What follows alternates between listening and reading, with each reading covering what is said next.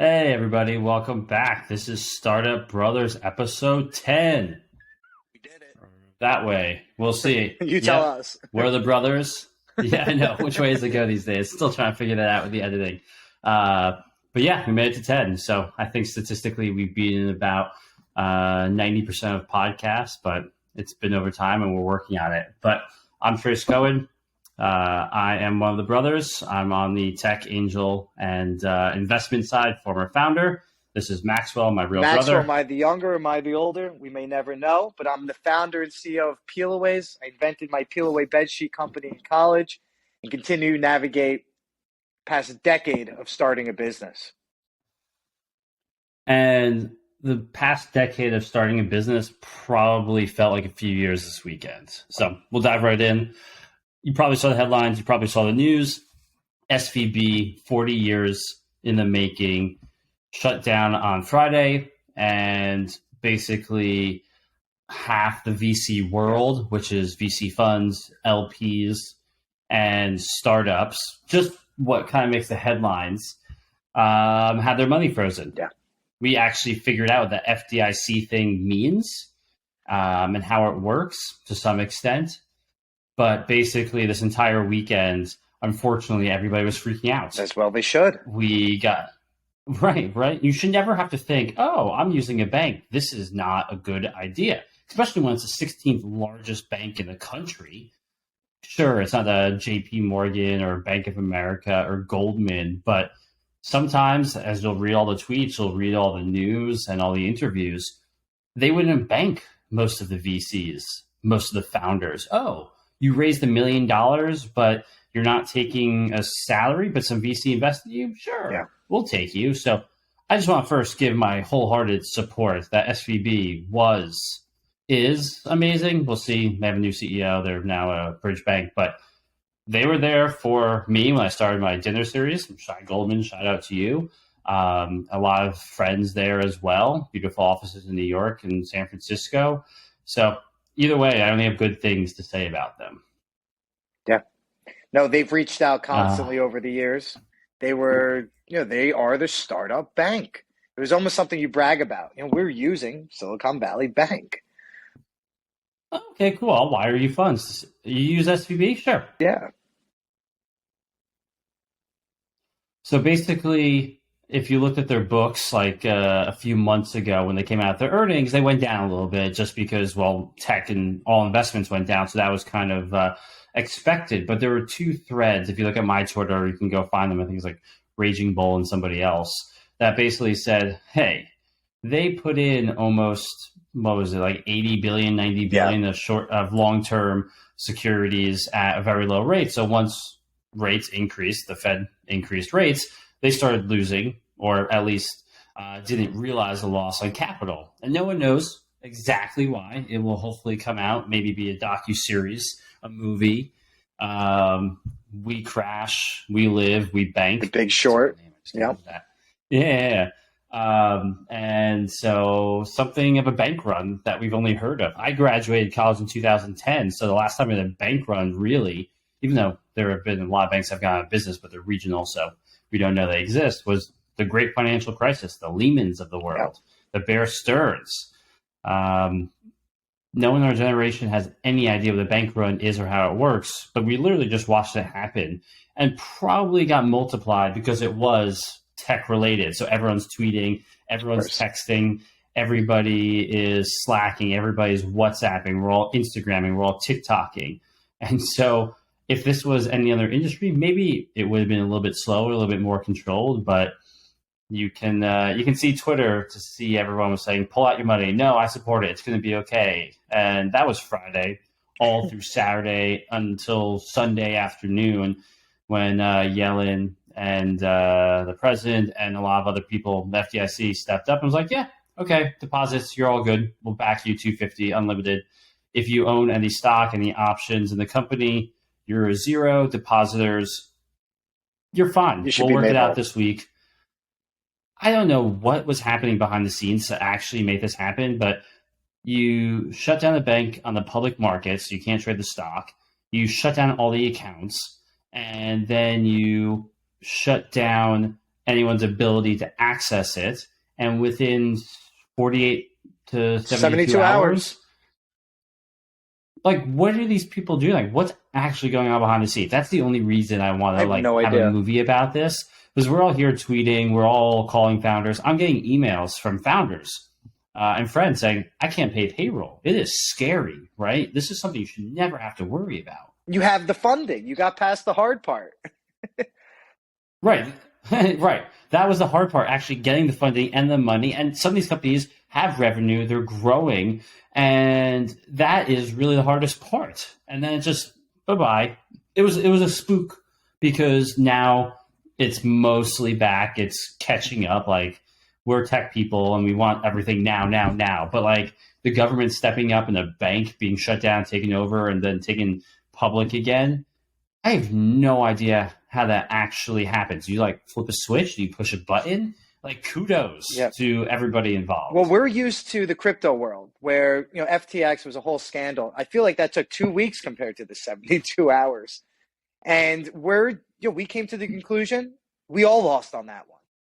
And we all knew that was risky. I'm not sure what the government thought about it or anything in those categories. But this one, they said, depositors and startups will be made whole. I still don't believe that you're made whole. Can you fully liquidate your funds? Because I would liquidate. I would put the $16 million of cash under my bed at night. Just, maybe even snuggle with it. You know what I mean? If we just raised that much money. Can you imagine raising money and then a week later, I was just reading a story in Silicon Valley Bank, and it all just disappeared. So I'm still skeptical of what's happening, but I am thankful that the tidal wave seemed to, crash. And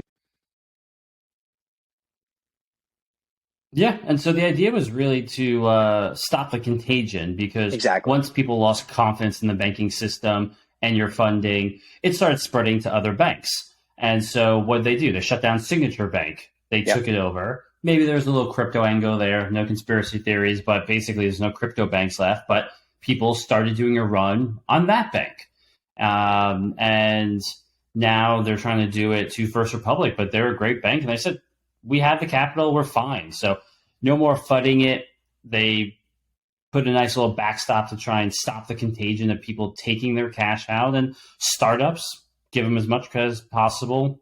Ramp, Brex, Mercury, so many others. They got great business. They stepped up. They were there to help founders. And at the end of the day, that's our job. So this is also another reason I do not invest in fintech, because I literally have no idea how this actually works, where the money went, where all the transactions take place, and literally how this works. I'm just excited that it does, and that it's something I generally don't have to worry about. And so, this spooked the system. Just another kind of shock that scared founders, that scared investors, that scared LPs.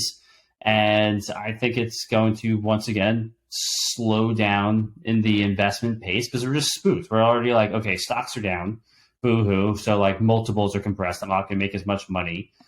That means later stage isn't really happening. So no IPOs. But that's what these banks relied on, is the later stage just continuing depositing money into these banks. And now it's turned into an emotional appeal, right? I'm thinking, I work with one of the largest banks. I know nothing's going to happen, but oh my God, what if that happens? But it's like no payroll. Right here, it's like you can't buy inventory. You can't plan for the future. These people did not have a fun weekend. I'll just say that. But they did probably wake up Monday feeling some sort of relief. But as a startup founder, we have the world on our shoulders. 5, 6, 7, 8, 10, 100 employees. I could only imagine the stress of how many people rely on you. And you have it. You did everything in your power. And then, one of these UFO, not unicorn situation, one of these bizarre situations happens that it's not even your fault not to plan for. Most of the things that get in the way of founders, you could plan for. Most things that get in the way of CEOs failing, it was either lack of execution or you didn't plan for something. But in this case, it's just good reality. And it shows you that it could happen any time of the week. and by your biggest trusted partners. I don't think there's anyone I trust more than my bank, Right. You right? will never question your bank. Why would I question it? If I questioned it, I wouldn't use them because there's a million Right. options. Yep. It's just not something you should ever think about. Maybe like, hey, what is my cash doing for me? Is it in a savings account? Is it in T-bills? Like, are they investing it? But never the liquidity of your bank. And But so it's also it's, big business too, where these banks know, or these funds know, that you raised $40 million, that you're not going to spend all 40 million of it within the next 18 months. So they actually do take chunks of it and try and make money on your money, because it'd be, in retrospect, almost silly if you didn't. But now cash seems to be king and queen, and hoarding yes. it seems to be the best option. Cutting every expense, like we talk about in every podcast, is going to be one of the greatest executions you could do in this new world. Yeah. Well said. And basically, we will get through this. We're seeing the ripple effects of all the other banks. Will it help consolidate power in the bigger banks? Yeah, because they're literally labeled like too big to fail. And Too big to fail. they kind of really are to some extent. So there's a lot of negative press coming out that VCs were crying and begging and like, we destroyed this and we deserve to be not made whole. And look, there's definitely a negative stigma around investors. We choose companies, we try and be king makers, queen makers, and basically it's not perceived that well in the public eye, especially when things are going poorly, right? So as long as everything's going up to the right, we love tech. Everyone's making money. Probably IPO'd a little bit too late, so some of the growth wasn't there, but there are still great companies that have grown. So you have to find like the VC company of the few that do IPO, not just all the companies. And so if you bought SPACs, bad tech companies, those are down. If you bought a lot of direct to consumer, even tech companies are down significantly. So trust us, we generally are not the bad people. I think Twitter does not represent the VC world. There's definitely talking heads. We're talking heads. We just want to hopefully help, be a value add. And yes, the end goal is to make money. And the only way we do that is when the company IPOs or gets acquired. And when that happens, there's usually thousands, tens of thousands of employees.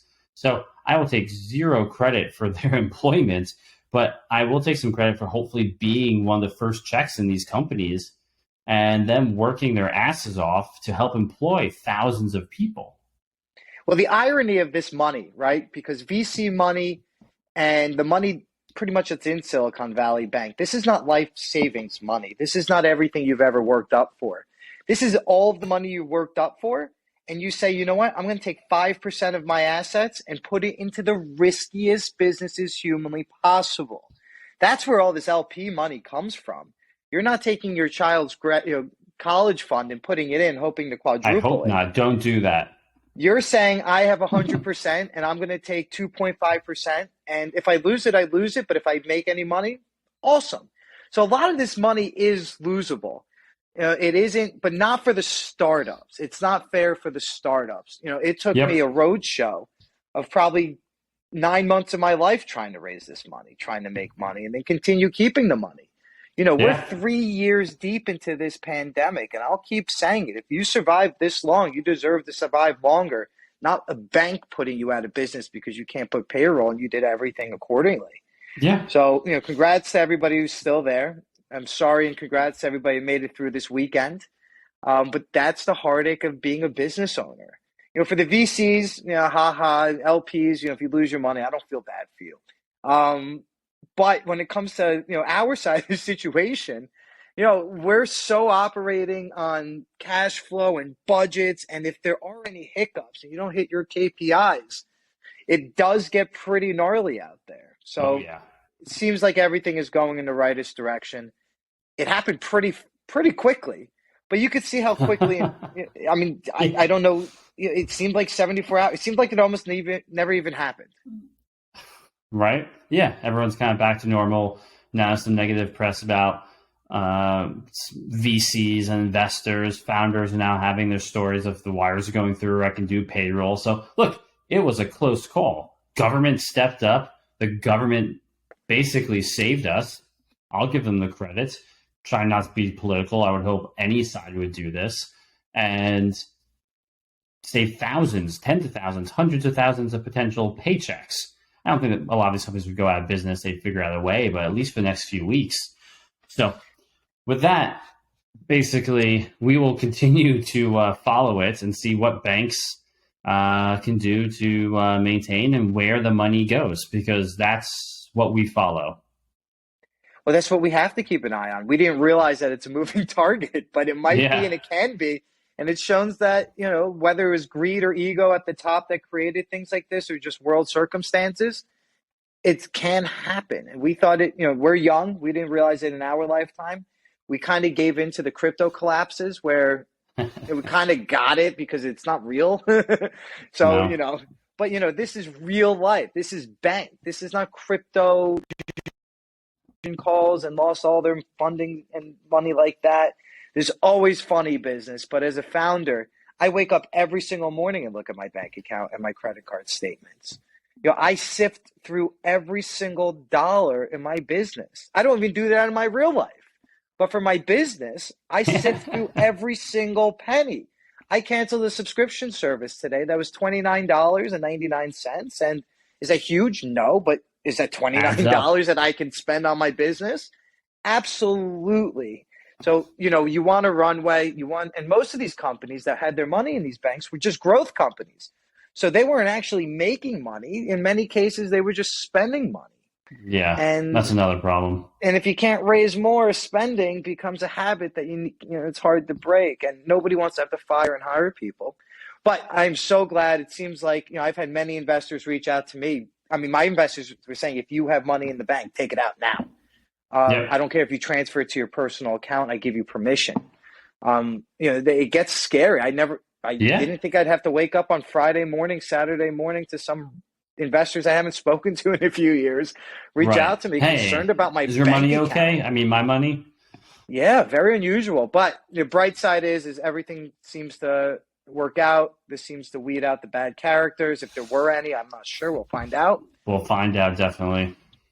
And it gives us, the millennials and the Gen Z, reality check, which is, I always look at the bright side, of these dark, dark situations. I always like to thank your all-time lows.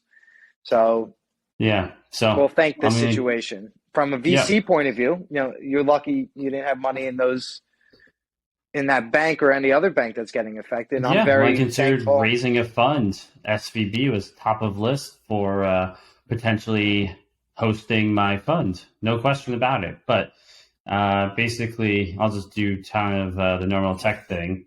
Goldfish. Yep. Okay, so AI is like the coolest thing, right? It's a good trend. Before all of this, AI really was the hottest thing. So if you're following any of the new generative AI, it's OpenAI, Sam Altman. Basically, I, at least on Twitter, and kind of was thinking about it, he's like, at least this timely, is like Elon Musk. He has the OpenAI. He's funding like longevity. He's actually trying to like keep us on the planet. Yeah. Elon kind of does that a little bit with the cars also, but like he's more, let's get to Mars and spaceships, and Twitter, which is probably the closest thing we have to the metaverse. But all this generative AI stuff, GPT-3, DALL-E, Stable Diffusion, it is awesome. It is real. You put out a funny tweet the other day of all these people golfing at one hole. Yeah. And it just shows you that nobody knows. Everybody assumes you VCs are the next generation, know what the future holds for us. And nobody knows. I mean, you could see how fast Americans in the world completely change, put a blind eye to something and something new. Nobody. And it's so true. I mean, that's what's so hard about being a founder. You kind of have to create the future and then convince what you created is the future. But when it comes to... Before we all believe it's the future. Almost like, let's not get biblical, but, it becomes pretty magical.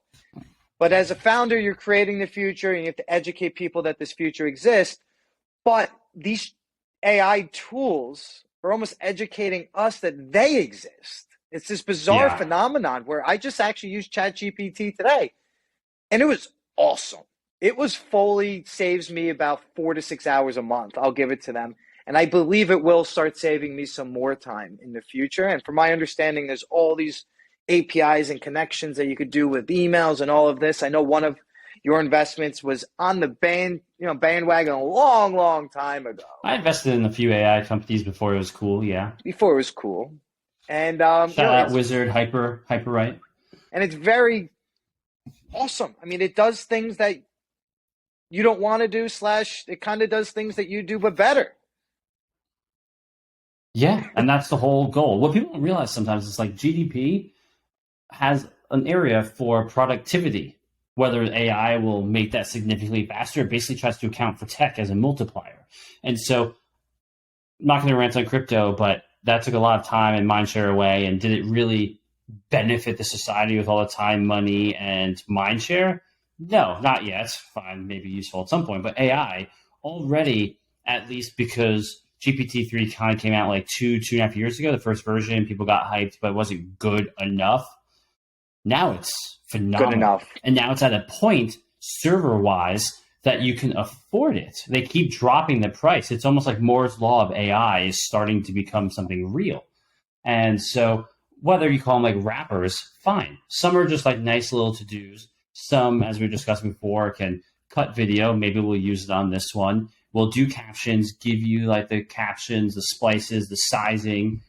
That is amazing. It takes out the human element. Will it take away jobs? Not yet. Will it enhance a lot of jobs?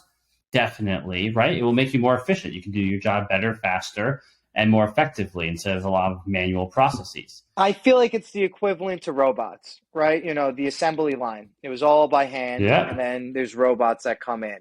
And there's some robots that are better than any humans could ever possibly be. I believe like for welding, there's just a robot that, just statistically, precision, no matter what, will always be better than a human. But we do still need sleep. Oh yeah, well that's literally cutting all of our jobs. But I was just reading that Meta is completely stopping all NFT anything, right? We were all so convinced. I mean, I don't think I was ever fully convinced enough to partake. I'll tell you that. This was only within the past 24 months, 36 months that NFTs were the future, man. And all of these conferences, this NFT crypto New York City at the Javits Center in 2 months. Is anybody going? Is there just a bunch of crickets? And if you do go, is anybody taking you seriously? I'm not even sure at this point. But I think AI is a bandwagon and a trend that is here to stay. As you mentioned, it actually came out 2.5 years ago. We kind of all ignored it. But just like the goggles and the metaverse and NFTs, I think this one is here to stay, unlike those. Yeah, I've been using it for writing to expand. I use it to summarize. I'm going to try and use it for video so that we can splice this because I have no real video editing controls. We're on Riverside and it's very helpful. I download it, do a little bit of extra work, and I can spend hours. But if it can do that first leg, like a foundation, I can just make some edits on top of it in more creative direction. That would be huge. And then the images that people are creating with it, right? You can describe anything you want, and it is literally the limits of your imagination. And it truly is helpful. But it's also winning the wars on AI and Google and Microsoft, where Microsoft Word and Excel, Google, Gmail, GDocs, collaboration, it tarnished Google. They're still going to be fine. They're a massive juggernaut. It's just great that they got a little a bad smear press. Is Microsoft a cool company now? Ooh, they're not going to acquire them, but they'll take a $1 billion stake. It's pretty scary. People are breaking the algorithms on these by asking them funny questions in some weird algorithmic way. We don't need to get into what they are. You can Google it. And these momentum periods are going to create all these new AIs that are going to be competing with each other. And I think AI is a terrifyingly awesome technology. From a startup point of view, it saves me 4 to 6 hours a month, and I guarantee it's going to save me even more. I know that we were using it for a few of our banking systems, and it was just soft, gentle AI. I mean, it wasn't thinking. It was just Boolean. It was basically if this, then that. Exactly. It was almost Excel equations at that point. But now I even typed in summarize peel-aways in 10 sentences. And I didn't think it would know what peel-aways is. I didn't say Nope. peel-aways bedding. I didn't say disposable peel-away sheets. It got it about 75% correct. I just wrote a press release for a very cool venture that we have in the works, and I used 85% of it and iterated on it a little bit and edited it. But holy cool, I I'll tell you thought it was that. really good. That wasn't you? I didn't write that, you think? Trust me, And I've the used it for grammar is releases too. excellent. Yeah, Yeah, the I grammar is wrote excellent. I've written a few blog posts where I just like write a few bullet points. I expand upon it. I write a lot of press releases for our investments, and so same thing. I do bullet points. I expand upon it. I copy and paste. I'm like, oh, that's an interesting word. That's a interesting juxtaposition. Huh. I didn't think about it that way, or oh, I didn't know that about the company or the competitor or the industry. I'll be right back because these tools drain our batteries on these things that we call phones. I think the Yeah, most important things are we need to work on batteries. I'll tell you that. Batteries need to always get lithium. smaller and Yeah. faster Yeah. So and in the healthier. meantime, I'll explain the meme that I posted that Max mentioned. Basically, well, if you follow me on Twitter or LinkedIn or anywhere, you'll see I post some cheeky industry memes that kind of hit home, make fun of hopefully everything is fair game. But this one is everyone is on a green, probably 30 people standing around the edge of it. It's a putting green, and there's the hole in the middle and they all hit at the same time. So 30 balls, golf balls, all converging on the same area. Maybe one or two go into the hole, but you have no idea which is yours. They're all bouncing off, and some just go way off where that was just a moonshot and completely wrong. That person has no idea what they're doing. But it's a metaphor for tech and for venture. And at the time, it was just fun to make fun of AI because now that OpenAI and everything that we discussed is available, everybody is investing in AI. It is trendy and it's hard not to get into the FOMO, right? Everybody wanted a shoe company when Allbirds came out. Everybody wanted all those Yeah. direct to consumer companies. Crypto came out. Everybody invested in every NFT, into every, Every I don't even altcoin. know, every altcoin into the future, every future of work, the creator economy, right? So we have all these fun names, but like AI, everyone wants an AI company. Are the founders supposed to be technical? You know what? It definitely helps if they're technical and they can really iterate on it because that's the mode. You build your own data lake or data source instead of just being a potential wrapper, which isn't bad. I've met and spoken with a lot of companies that just are a wrapper. But if you Yeah. can do it in a very creative, unique way, convince a lot of people to pay for it, wonderful. Then that's good enough. And then you'll hire and you'll grow from there just to kind of show potential. So you can really create actual projects overnight, literally, because it's kind of all setting up and how you kind of rewire it and use the pipes is actually very cool. So a lot of companies are getting funded that's AI wrapper to actually like deep data scientists like manipulating it. And there's a full spectrum of who can win, but definitely feels like a golf green if everybody wants a shot. Why? Because it's cool, it's trendy. There could be acquisitions in the space, so there's actually more potential in AI Yeah. for IPOs, acquisitions, mergers, investments, because everybody later stage wants it. Your LPs are probably going to ask the VCs, "Have you invested in any AI?" Like, if not, what are you doing? Right? So everyone's kind of a generalist in a house fire. This, what about these new industries is, say back in the 70s and 80s, those companies would be around for a decade, 2 decades. Then the 90s, some of these companies are around for a decade. Early 2000s, they're around for 6, 7 years. And now I feel like companies are being just one upped left and right. And the behemoths are here to stay because they have to stay running and acquiring all of these new companies. And But what I think in retaining. this AI world is that there's not going to be a lot of loyalty when it comes to a consumer. If I found one thing that works for me now, first, business models are very tricky because everything's month to month, and you can cancel your subscription 30 days in advance, and that's the worst that could happen to you. And it's not locked in for I think I just rebought Microsoft Word for 18 months or something. Like I'm stuck with it forever. That whole family of of stuff. Yeah.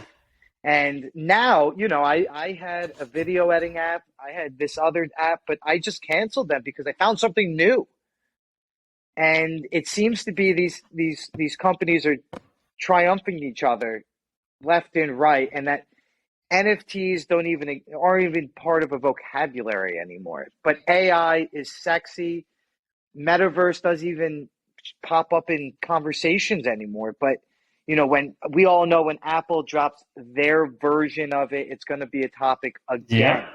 But it's going to have an iteration of AI in it, I guarantee. Yeah, I agree. And so everything is definitely moving faster, and loyalty is harder and harder. Just retaining customers, having someone come back twice to buy your product is damn near impossible. And so growth is so difficult, not just to maintain, but to grow and sustain it at like a constant pace. Happy customers keep the new customers happy. And as you grow, you have to expand your team. Customer service is a bitch. And so when it comes to AI, there's going to be a lot of fun gimmicky tools. But then again, it's like, when was the last time you checked in on Foursquare? When was the last time you Facebooked? When was the last time you Instagram? How often do you post there? What was that app, Be Real? You had to like take a photo randomly every day. That was the hottest thing. Oh, and yeah. I don't know. I haven't heard about it in a long time. Trends. Remember that Jeopardy Twiz HQ Trivia game that raised $1 billion in overnight, and I don't think I've heard of it since. Yeah, look, HQ Trivia came and went. I think they raised 10 to 20 million. Clubhouse came and went. They, I think, raised 100 million. So things are cool. And you know what? Everybody wants to pick one of them because it's like Uber and Lyft. There's two of them. But do you know how many other car companies there were at the time? I still remember Halo and all these others. Uber and Lyft were just the ones that got the most capitalized and made it to the public markets, even though they're not performing as well. Uber definitely diversified into food, into freight, into AI. Lyft wasn't as friendly. So that's probably the hardest part of AI when I meet with these companies. Like, okay, someone uses it, but like, why would they use it again? That's the question I have with the company today. And when I meet with other AI companies, how sustainable is this? Like, if you're a SaaS company, if you're, I don't know, like a Monday, a Notion, or anything that like a business needs on a day-to-day basis, like a point of sale, like, okay, I need this every single day. If you're AI, but you're doing writing and copywriting, do I have to write something every day? Okay, fine. If you're in journalism or media, but if you're a copywriter inside a company doing PR and marketing, you don't need it. Is it worth paying for? I don't know. Can you get 10, 100,000 million people? That's a tough question. Canva, once, twice a week, but I know what the next iteration needs to be. I know what it doesn't have, and I got a feeling there's people that know what it doesn't have either. And when they come out with that tool, I'll pay the $19.29.99 a month and cancel my subscription with this one. Yep. I sell a tangible, stupid, simple product, but it became a need for the customers that use it. And there's no real alternatives, but there's also no real better iterations that even I could think of. I can make it more eco-friendly. I can make it a tiny bit softer. Yeah. But there's nobody who's going to just put me out of business. I don't want to jinx it. I hope somebody does one day, whether it's you're sleeping on my products or something similar. It's just the circle of life. But you have to come up with something because we all have the same business model by the end of the day, from an NFT to Microsoft to AI. We need customers to subscribe. We need customers to use it daily, if not weekly. And we need customers to want it in time and spread the word that it's Tell your friends. It's like, oh, what do you use for this? Oh, this? Oh, I heard about that, right? You need that social proof. That's why we see But a trivia game, what are you going to do? I play Jeopardy twice. I'm bored of it. Right, it's but like playing a board game. Right, but we invest in the founders to figure it out. They got like 1 million viewers, right? So, 1 million? Cool. You can figure out how to monetize that, right? So you get 1 million users, someone will give you money. I don't know who it is, depending on your industry, your background, but if you get 1 million users, someone will throw money at you to see if you can figure it out because that's valuable. Whether you can try. But I don't understand some of these businesses. I was looking at Allberg's balance sheet and all their. How are they still not profitable? You do $400 million in sales. What is so freaking expensive? Shipping costs, Is it overhead, shipping? employees, whatever tech they have. But I built Lots that all of into my marketing, cost of advertising. goods. I assume it's But that has to be right. it. You have to It retain has these to be customers. it. I have, I guess in the last 6 years, bought 3 pairs of Allbirds. Probably the same amount as I bought of other shoes. I'm just not the biggest consumer, but that's just me. I bought 3 pairs. It's not like I'm going to pay you $20 But a month. how haven't they figured out how to turn a profit? And the reason why they haven't is for the same thing we were just talking about, business model. They're forcing people to need their Yes. products. They're forcing people to remember they Yep. exist. It's very hard business. Correct. You need people to subconsciously know you exist. Somebody sees it and they go, "Oh, well, I need one Oh, that of makes those." sense. The I'll word take of that. mouth. That makes Right. sense. But these people are pounding you to stay relevant. Yeah. It's very cool. I mean, Arizona iced tea. How do they keep the cans so cheap? Have you ever seen an Arizona iced tea advertisement on TV? Nope. No. But they have the brand recognition. They have, the beautiful Own art it. on the cans.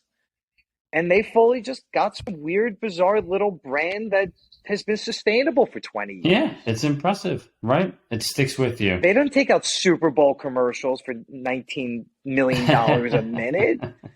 It's very impressive. Those are business models you want to work on. I feel like we should go backwards these days. Instead of having a cool product, have a cool business model.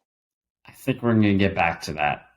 We're going back to basics. Everyone's asking about unit economics.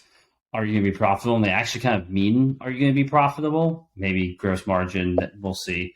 At least show that it's a possibility. So we're going to get back to it. This growth at all cost era is now over. I think I know we got crazy. We funded everything, created a lot of false positives. And you're right. If you fund enough stuff, if funding goes like this and startups go like this, then yeah, there's going to be a higher chance that more companies will be successful, make it to IPO or get acquired just because you're taking literally more shots on goal. You're funding more innovation to some extent. I don't know if I can call all of it innovation, but everybody wants a piece of it. And that's really where we got lost in all of this and why Silicon Valley's balance sheet went from 60 billion pre-COVID to 200, 300 billion during COVID. We got crazy. And so we have to get back to basics. Now that we're like, oh yeah, you're right. Allbirds is a nice shoe. Is it a tech company that should have been like the coolest thing ever? Yeah, probably not. But that's hindsight. We all got lost in it. We all drank the Kool-Aid. And well, the thing is first-time founders haven't been through the pain yet. I've seen a lot of pitch decks where they believe in 4 years they're going to do $238 million in sales and get 7.5% of the total market. And I go, all right, first of all, no. Second of all, where is profitability here? That's what I am looking at. I don't mind if you get profitable in 3 to 4 years. That's okay. Just show where you believe it's possible. Realistically, you're showing me $300 million. I've been running my business for 7 years. Did I show that on my pitch deck a million years ago? Not that crazy. Unrealistic expectations.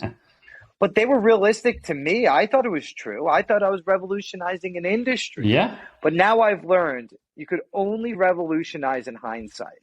You're not until you've revolutionized something, don't even use the R word. Yeah, that's a strong word. So, Yep, we'll end it on that though. This is Startup Brothers. This is number 10. We're out March 13th. Peace.